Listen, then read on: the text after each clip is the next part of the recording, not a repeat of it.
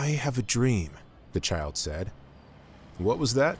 Martin Luther King Sr. asked his 6-year-old son as they walked hand in hand, taking a hearty stroll through the busy, bustling streets of Atlanta, Georgia. "I didn't say anything," Martin Jr. replied. He thought he heard something, but quickly brushed it off and attributed it to the wind that was rustling their clothes.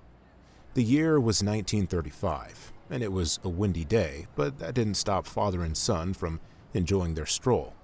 Both made their way through the city as the sun cast long shadows across the pavement. The Reverend Martin Luther King Sr. had a rather huge stature, making it difficult for the young Martin to keep up with his father, who took great strides with every step he took. No sooner had they gone a couple of more steps when a white police officer stopped them with a look of anger and disgust on his face.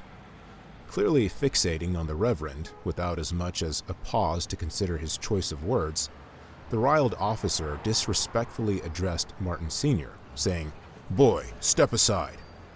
Martin Jr., at such a tender age, could barely believe his ears. Did this officer just refer to his elderly father as a boy? It took a while for him to digest the gravity of the officer's tone and choice of words. He looked at his father, not knowing if he would be enraged or quietly submit. Martin Sr., however, was a man who often stood against discrimination and segregation. On that day, he stood firm and sharply responded that his son, pointing to Martin Jr., was a boy, and while he, referring to himself, was a man. Martin Jr., like most black children born in that era, was a victim of a world divided.